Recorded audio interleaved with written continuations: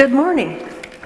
I am Lisa Conger, your worship leader this morning, and this is our special annual Partnership Church service, and so I want to call your attention to the decorations here and on the walls back there, and this lovely church, which is a replica of the one in Felshiracos, made by our friend Ed Tyler.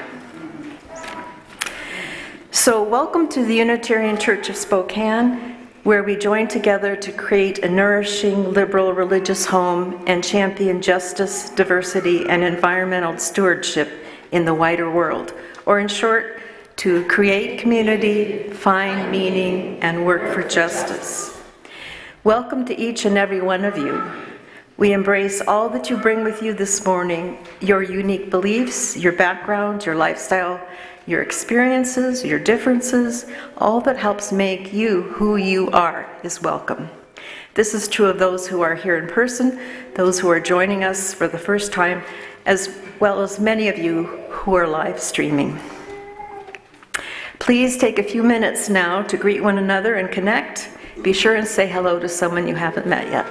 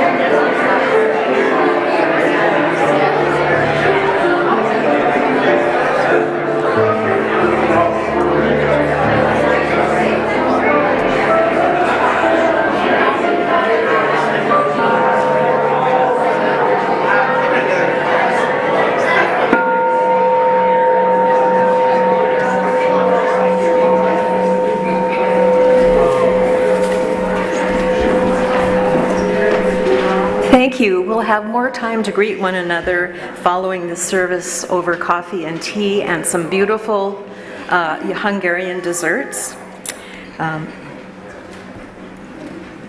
We now turn from our informal greeting of one another to formally begin our service by lighting our chalice, the symbol of Unitarian Universalism, the symbol of our unity and solidarity, of our openness and inclusion, of our community and individual uniqueness.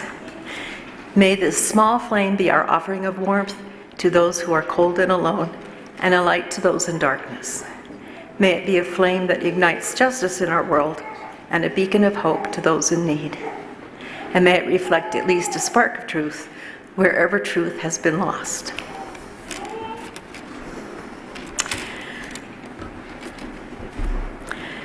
Our opening words are from Matthew Rosen, and you may find, it's a poem, and you may find his rhythm reminiscent of Dr. Seuss, just so you know. It's entitled, You Matter. There is no one like you, never will be again, from the birth of the earth to its outermost end. You, an eager shout, a sacred yes, that moves our flesh, your bone, your breath. You, she, he, ze, they, you are all whole and okay, gracefully teaching your truth and your way. You cannot be forgotten. We cherish you so. Your voice and your hands can do more than you know. You see old things anew, you turn them and test them. Your wonder exhausts our old words to express them. You speak and lay bare all you dig up and hold, aloft from the dust of conventions grown cold. You upend every rock and pursue every glimmer and give a new name to each sparkle and shimmer. You chart out new paths, go beyond our horizons, new friendships, new stories, your hope always rising. You welcome and wanted whatever your skin, wherever the neighborhood you were born in. You play across fences that keep us divided. Old walls become weak where your love is ignited. You call us to kindness and questions reminding the life of our living is found in the finding. You, there is no one like you, never will be again, from the birth of the earth to its outermost end. You matter, you do. We'll keep learning from you. Now stand on our shoulders, see what you can do.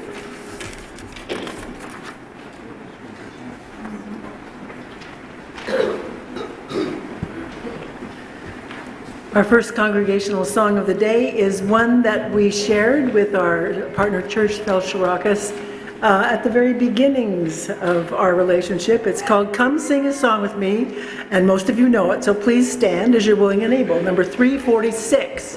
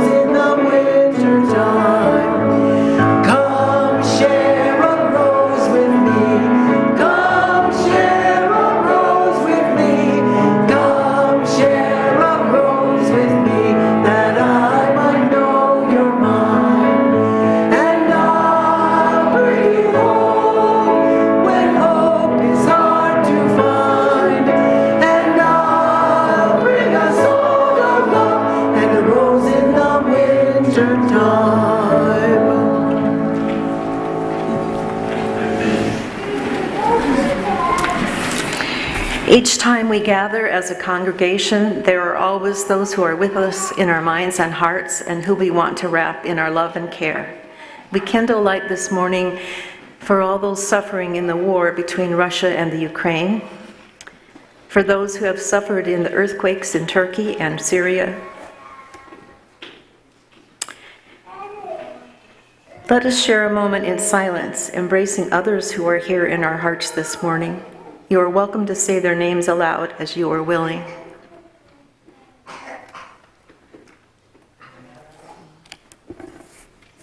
Vice President Henry Wallace.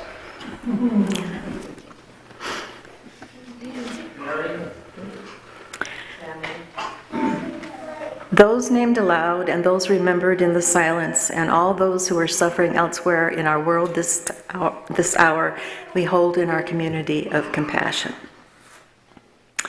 This month's special collection is on behalf of our partner church in Felshoracos, Romania, which we have partnered for 33 years. Any funds collected will be given to the women's group so that they can attend conferences in Romania, give food packages to folks in need and other projects, and helping with a summer camp for the local children. We might also donate to the Ukrainian Refugee Relief Fund supported by the Transylvanian Unitarian Church. If you wish to contribute, please use the special collection envelope. Well, it's in your order of service. Please don't lick them closed because we use them again. And you may also contribute via online donation if you'd like. Thank you in advance for your generosity, and we now gratefully give and receive this morning's offering, which helps sustain our community and our mission in the larger world.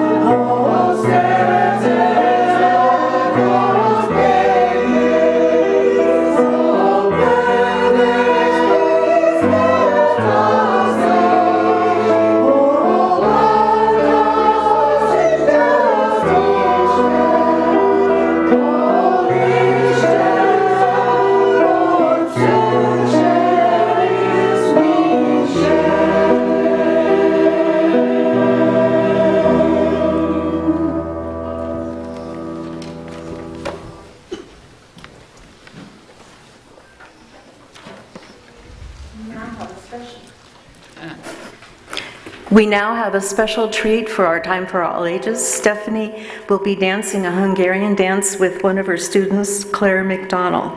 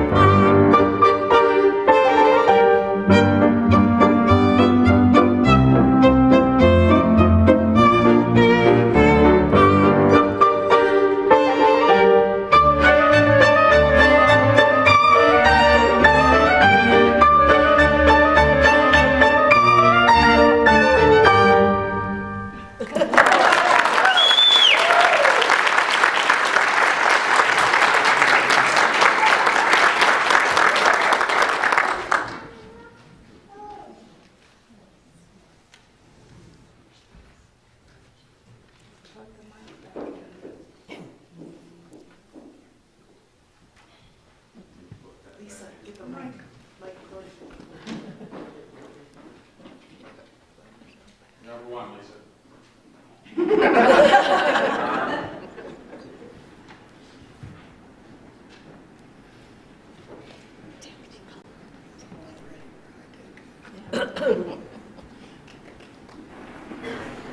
See, I'm not alone on stage here. Thank you, Stephanie and Claire. That was lovely. Now is our time in the service for meditation. So please find a comfortable, receptive posture. Put your feet on the floor and take a couple of deep breaths. Close your eyes if you wish. I will lead you into the silence with this quote from writer Ursula Le Guin. Love doesn't just sit there like a stone. It has to be made like bread, remade all the time, made new.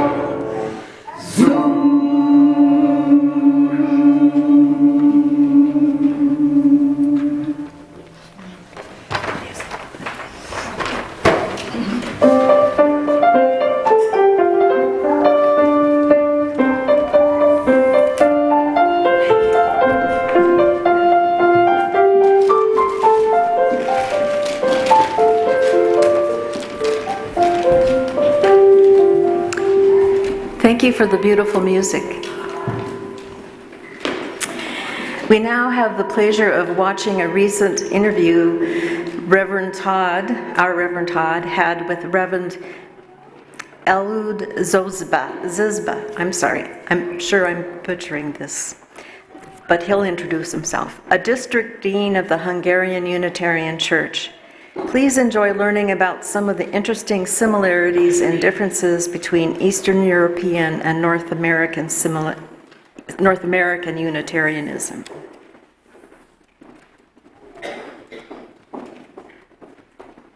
Greetings. I am here today with Reverend Elad Zabo, who is joining us all the way from at least close to our partner church in Felshorokos, near Transylvania. So, Reverend Elad, would you actually tell us where are you coming from today? Where are you zooming from?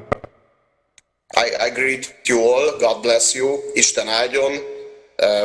I live in Ürmös, and I serve as a minister in the Ürmös Unitarian congregation, which is 4 miles maybe away from Felshorokos, very close. And I also served for, I think a year in Felshorokos after he retired. Okay, after Reverend Joseph retired. Wow, I think I remember that little interim period that you served. So, well, it's great to meet you. Maybe someday we'll have an opportunity to meet in person. So tell me a little bit about yourself as well. In addition to being the minister of your congregation, your title is dean. What are you the dean of?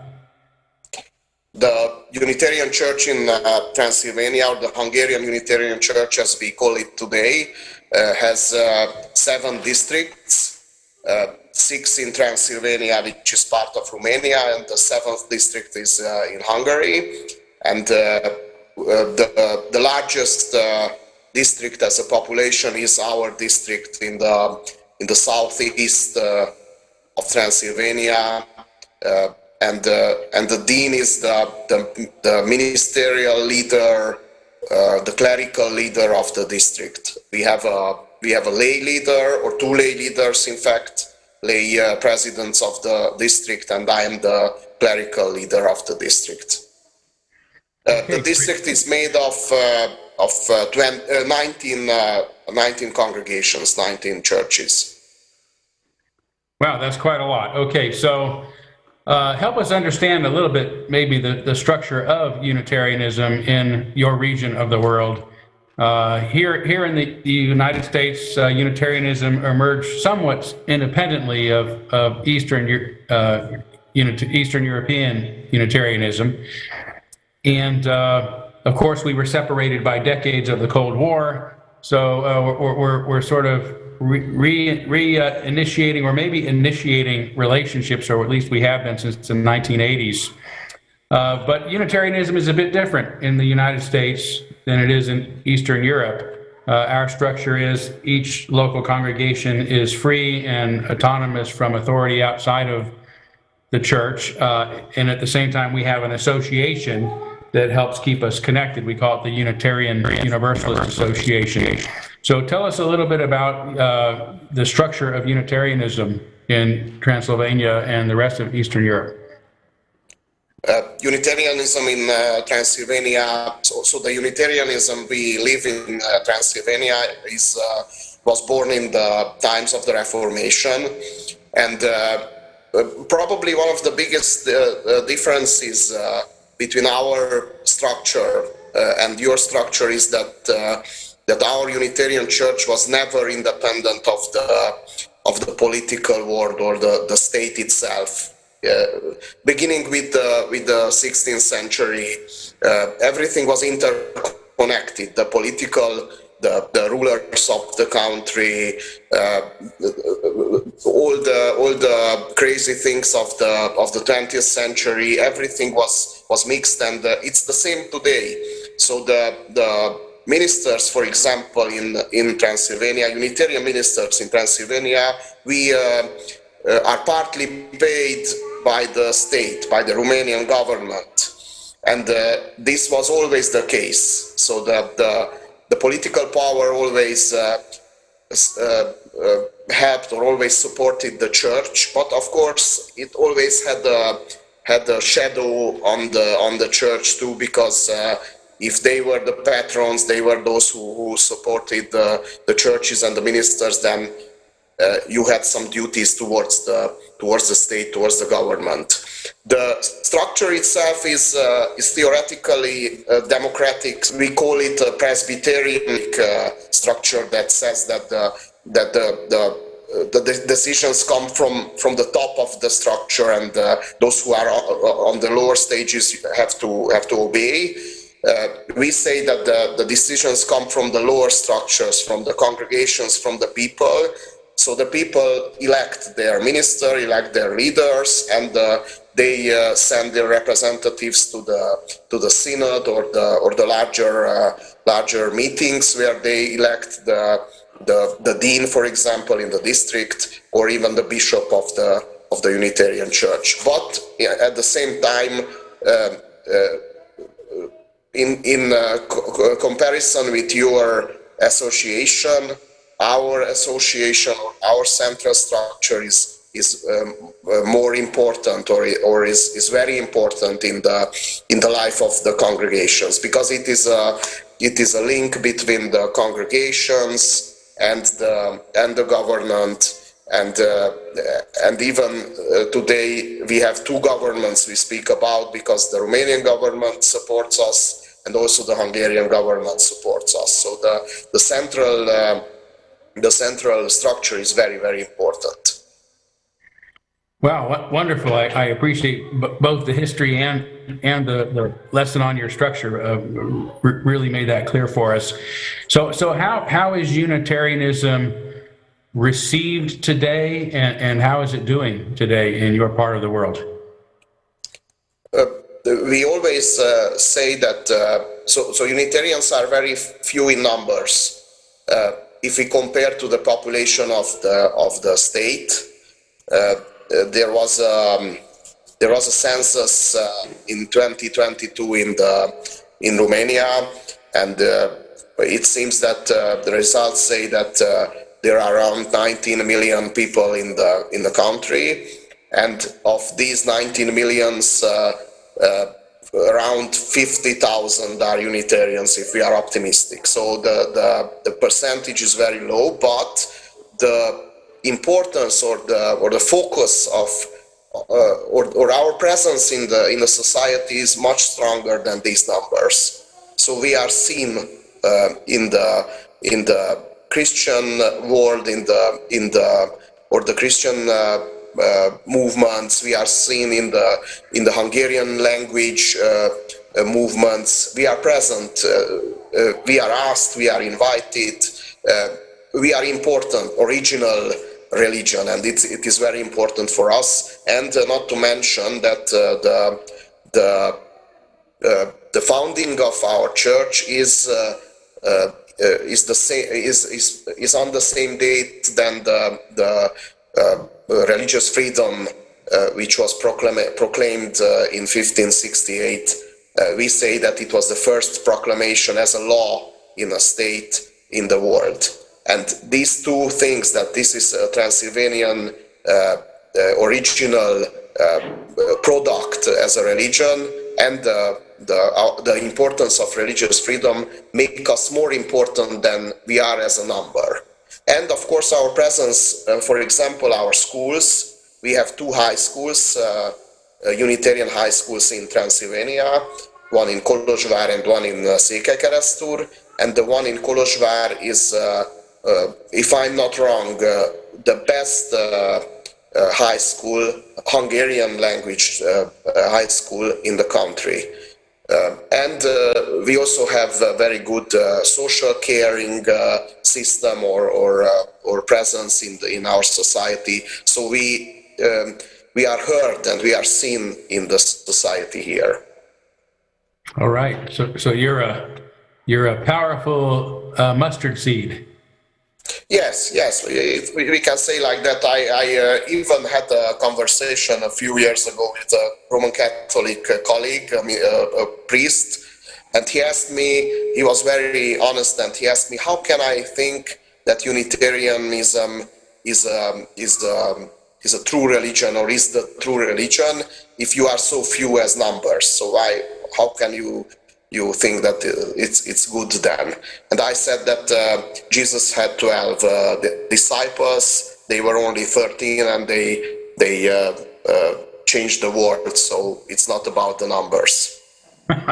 Very good, very good. So what are some of the major obstacles and issues that you're dealing with these days, or Unitarianism? Yes, as I talked a few minutes ago, I heard myself, and I said that I'm too optimistic. Of course, we have big issues and big obstacles. One of these obstacles is something that is very specific to not only to our community but the whole country. The fact that people are leaving the country. The population is getting older. Young folks, and especially educated or motivated families leave the country because of the corruption, because of the slow rhythm of the reforms. Youth are going away from the country. Not only Hungarians, not only Unitarians. So the census was so the numbers of the census are lying in a way, because a few millions of that 19 million people are in Spain, in Italy, in Germany, in whole Western Europe. So they still have something at home, a house, a property, but they are more than 1 foot already in Western Europe. And if people are leaving, the first community who is suffering the more is the community that is small in numbers, because we feel it even more. So that's a big issue, and we ask ourselves what we can do. Of course, there is nothing to do with such a powerful process in the society, but we still try to do things. For example, we were always proud that we don't do mission. We don't try to convince people to come in our communities. We don't do that because that was some kind of a taboo. But we speak about opening our doors and making the Unitarian values more easy to learn about, to show the world how valuable are these things that we preach or we do in the Unitarian communities, and maybe that would bring in new faces, new people in our communities. I know that congregations in the US, UU congregations, are very dynamic in their membership. So people come, people go. There is no Sunday when there are no new faces. But these things are much more rigid here in Transylvania. So we hear lots of people say, well, Unitarianism is a wonderful religion. I think I can accept the things that it says, but my parents, my grandparents, and I cannot change my religion. How should I put it? There is a negative thing about changing religion. I mean, why isn't the religion in which you were brought up good for you? What do you want? So it's a whole different thing here than in the United States or even in Western Europe. And of course, with the numbers falling, when we get fewer and fewer members, then that fact brings lots of other questions and issues. Financial things. We also feel that there are fewer people in church. we feel powerless, and we always say how powerful we were 30 years ago or 50 years ago, but that's because we are fewer and fewer. For example, in probably it's the same in Felsőrákos, but in my congregation I know that at least 70 or 80 people of the 500 that we have in our congregation are not based, they don't live here.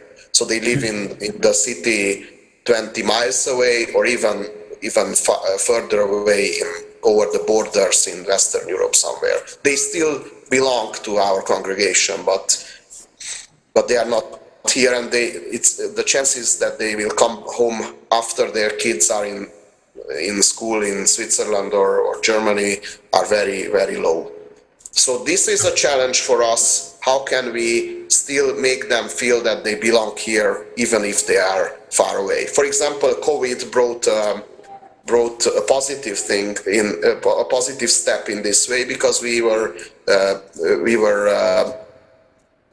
had to broadcast our sermons, and we found out that many people who left for Western Europe, they want to watch the sermon, they want to watch the worship service, and we kept that going, the broadcasting of the worship services. Wonderful. Yeah, and there's some similarities and differences there. You're right. I mean, in the U.S., religion is often treated like a buffet. You know, we can just go and pick what we want and leave any time if we get disgusted. And there's much more of a deeper historical connection to community and family, personal identity in your part of the world. Unitarianism is almost an ethnicity for some folks, you know, that there be whole villages that are Unitarian. So that's a big difference. But I think a similarity, a similar problem for communities around the world right now is this migration away from the smaller communities into larger cities. So that's something we're facing too. And truthfully, Unitarianism in the United States has long been a religion that has grown by adults choosing to become Unitarians later in life. Most of our children sadly leave the church, and we don't see them unless it's later in life and they decide to come back. So just a little bit of a difference and a similarity. I'm wondering, you know, another problem that we're all facing around the world right now, of course, is the consequences of the horrible war of Russia against Ukraine. You're obviously closer to that. How is that impacting you? Is it impacting your community? And are you needing to find yourself responding in any particular way around refugees or any other issues? Not as a small community like Ürmös or Felsőrákos, but the church itself, the central structure is dealing with things like that. We have refugees in one of the high schools. We also have a small group of elementary school, I think, in Kolozsvár for refugees. There are a few families, and there are permanent help going to the Ukraine from the things that are gathered from our Unitarian communities and congregations. But people are worried.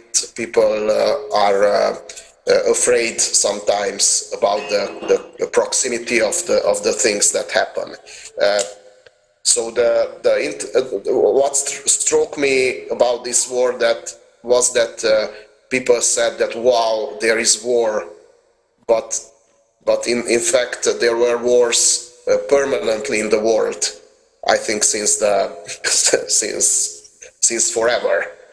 But the thing that the war is so close to us, and that's something that's worse even than the prices that got higher and higher for energy and basic food.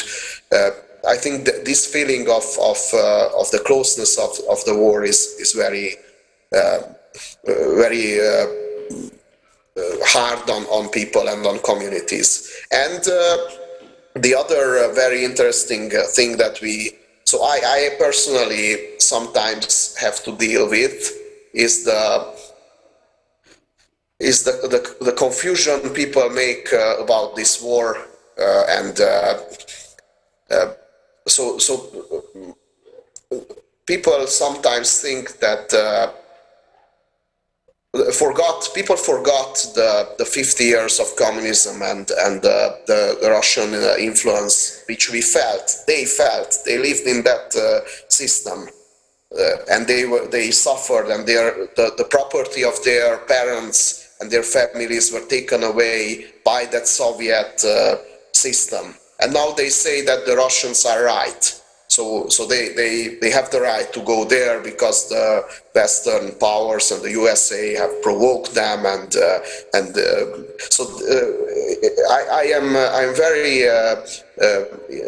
so I think sometimes how could people forget in a few years, in a few decades, what happened in the years of communism, and how in 1956 Hungary tried to break from the USSR, from the Soviet bloc, and they were dramatically blocked. And almost the same thing happens in Ukraine. We say that well, they deserve it, that's not a real country, Putin is right, and it's so difficult to understand, or even people whom I love, who are part of my congregation, think stupid things like this, and that's another challenge, to open the people's eyes, which is very difficult to make them see what happens. Yeah. Sounds very difficult, stressful on many levels, particularly as a minister, where you need to minister in those circumstances. Here in the U.S., I think for liberals like myself, when we see so much support for an authoritarian candidate like Donald Trump, it's very similar. You know, it's people we know, it's people we love. Can't understand how these good people that are in our lives can see things so differently than some of us do. But I feel that anxiety, and I just imagine it must be 1,000 times worse being in such close proximity to it. So we're thinking of you. We light a candle every Sunday on behalf of the people of Ukraine and those that are being most impacted by the violence there. And so please know that we're including you in that candle, you and your community and your country. Thank you. We appreciate that. Yeah. So tell us about our friends in Felshorokos. They're in between ministers right now, but they're otherwise doing well. Yes, they are doing well because maybe you know, so you must know because you visited them and they visited you. They have a few very strong lay leaders, and that's very important. So even if there is no minister, or there is no permanent minister now, they knew how to deal with this period, and they so when the previous minister left in June 2022, then the lay leaders said that they don't want to have any involvement in the finding of the new minister. The bishop should send someone who he wants. But then after 6 months, when the bishop he couldn't do that. I mean, he couldn't find anyone. They still had to go and find someone, and they found someone. And so I don't know if I'm allowed to say, but I'm going to say it because probably until March it's going to be a done deal. So the big thing is that the new minister will be a woman, and that's a big step for them. I know it's not a big, doesn't sound too revolutionary for you, but it is for not for Transylvania, because we have female ministers since the early 1990s. But Felshorokos is a very traditional community, and sometimes they said that they don't want women as ministers, and now they have probably they will have a woman minister, and they are very enthusiastic about her coming, and I guess they are going to get along very well, because that has happened in many communities. At first people were very careful about the women ministers, and then it turned out to be a great prize, because well, I don't want to say that women ministers are better than male ministers, but they are at least on the same level, because why shouldn't they be? Right. Oh, that's wonderful news. Thanks for giving us that little tidbit of information before it's officially released. That'll be great to know. Well, listen, I know we've been talking a while, and like I say, I want to be able to show this during our service. So it's been almost a half hour already. So I'm going to give you the last word, and then I'll stop recording as soon as you say you're done. So I'll let you give some final words to our congregations if you would like. I am speaking to you now, but also to the Felső-Rákos people, the Unitarians in Felső-Rákos. You have to value a lot your partnership, surviving these years, these last decades. Very important, and you have to take care of this partnership. I know, and maybe we should talk more about this. I know that there are big differences in our views. I know that our Christianity is sometimes too much for you, and your liberalism is sometimes too much for us. But that doesn't mean that we can't be brothers, that we can't be partners in Felső-Rákos or on Zoom like this today. So I encourage you to take care and cherish this relationship. And thank you for your support.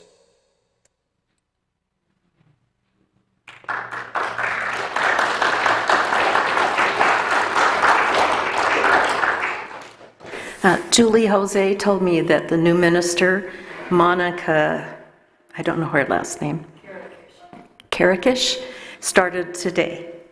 So.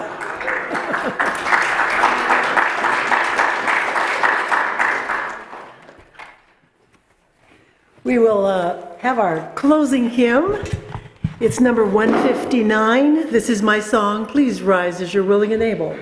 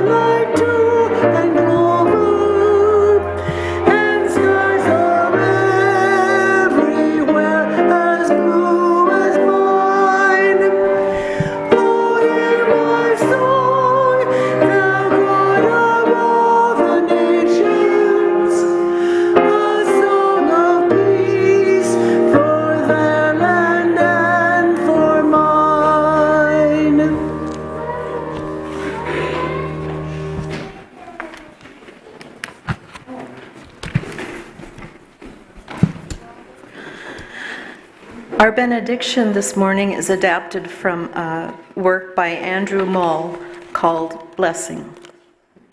When we gather, may we remember that when you share with me what is important to you, that is where listening begins. When I show you that I hear you, when I say your life matters, that is where compassion begins. When I show you that I hear you, and when I say your life matters, double compassion. When I open the door to greet you, that is where hospitality begins. When I venture out to bring you shelter, that is where love begins. When I act against hatred and violence or injustice, that is where courage begins. When we experience the full presence of each other because of our shared humanity, because of our differences, that is where holy gratitude begins. May it be so. Amen. Blessed be. Salam alaikum and shalom.